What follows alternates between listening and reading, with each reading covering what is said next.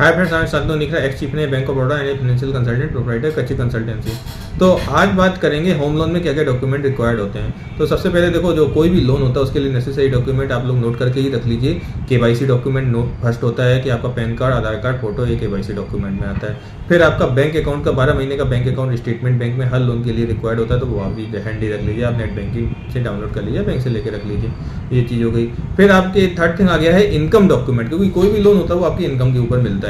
तो अगर आपकी सैलरी इनकम है तो आपकी 3 या 6 महीने की सैलरी स्लिप, आपका 3 साल के या 2 साल की ITR, bank to bank depend करते हैं। बिजनेस प्रूफ, बिजनेस है तो बिजनेस प्रूफ, बिजनेस का balance sheet, profit and loss account साथ में मांगते हैं, वो भी 3 साल या 2 साल, depend on bank to bank. और loan to loan, housing loan में 2 साल का भी चलता है, लेकिन कुछ बैंक 3 ईयर्स को भी इंसिस्ट करते हैं। तो आपका ये सारा रिकॉर्ड चाहिए। फिर अब देखो, हाउसिंग की बात करते हैं तो हाउसिंग में वेरिएंट होते हैं कि आपको कंस्ट्रक्शन के लिए चाहिए, रिपेयर एंड मेंटेनेंस के लिए चाहिए, या रेडी परचेज चाहिए, कैसा चाहिए। तो सबके लिए एक लोन अमाउंट पे मार्जिन डिपेंड करता है कि अगर आपका 20 लाख तक है 10% मार्जिन, उससे ज़्यादा है तो 15% मार्जिन, फिर उससे ज़्यादा है तो 20%, 25% लोन अमाउंट बढ़ता है तो मार्जिन बढ़ता है हाउसिंग लोन में।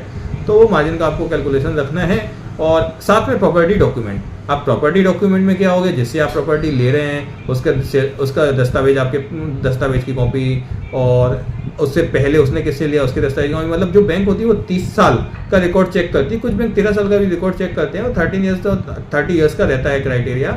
तो वो आपके पुराने कागज भी आपके पास सारे हैंडी होने चाहिए। अगर आपकी ही नाम प्रॉपर्टी या कंस्ट्रक्शन लेना तो आपका लास्ट दस्तावेज आपके पास होना चाहिए। और हाँ, टाइटल क्लियरेंस में ये सारे डॉक्यूमेंट ओरिजिनल चेक किए जाते हैं। अगर ये टेक ओवर का केस नहीं है, अगर टेक ओवर का है तो आप फोटोकॉपी भेजो, बैंक के लिस्ट ऑफ डॉक्यूमेंट के बेस पे एडवोकेट टाइटल क्लियर रिपोर्ट देता है।